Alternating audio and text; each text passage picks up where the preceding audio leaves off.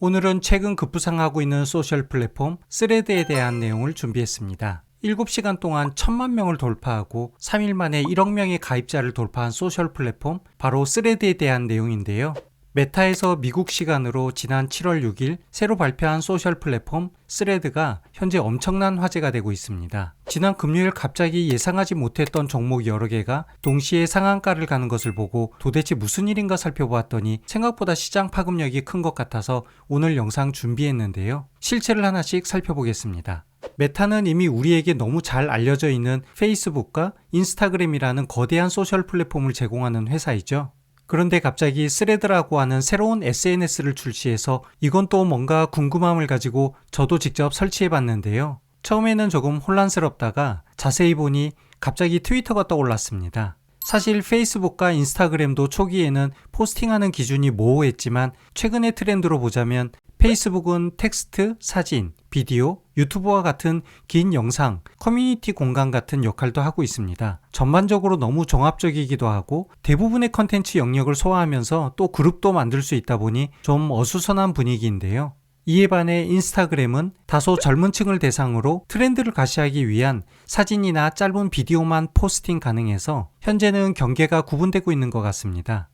그런데 최근 테슬라의 CEO 앨런 머스크가 트위터를 인수하면서 지금은 거의 말아먹고 있는 것 같지 않나요? 트위터의 유료화 정책이 새로 발표되면서 읽어볼 수 있는 메시지 개수에 제한이 생겼습니다. 이렇다 보니 최근 사용자의 불만의 목소리가 커지고 있는 상황인데요. 이런 시점에 메타에서 트위터와 같은 메시지 기반의 포스팅과 댓글을 공유하는 스레드를 발표했는데 정말 제품 발표 시점이 기가 막힌 타이밍인 것 같습니다.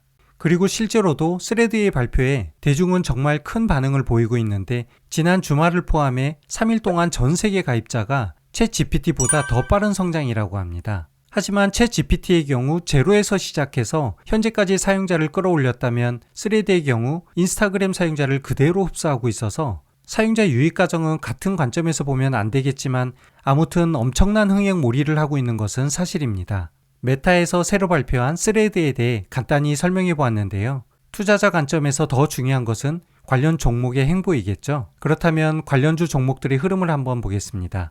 관련주로 부각되고 있는 종목은 와이즈버즈, 플레이디, 모비데이즈, EM넷, 한국정보인증, FSN 등이 있습니다. 와이즈버즈와 플레이디는 지난주 금요일 상한가를 가고 오늘도 상한가를 유지하고 있는 상황입니다. 기타 나머지 종목들도 지난주에 이어 이번 주까지 상승 흐름을 가져가고 있는 중인데요. 이 종목들은 대부분 인스타그램이나 페이스북 광고 마케팅에 관련된 기술주입니다. 그렇다면 정작 이슈의 중심에 있는 미국 나스닥의 메타 주가는 어떻게 되었을까요? 전체적으로 지난 상반기 동안 탄탄한 우상향을 보이고 있지만 의외로 지난 금요일 주가는 조용한 분위기에서 마이너스 0.5%로 장을 마감했네요. 사실 글로벌 증시 상황은 이번 주 12일 미국 고용지표 발표를 앞두고 있어서 전반적인 시장 흐름은 혼조세를 보이고 있는 중입니다.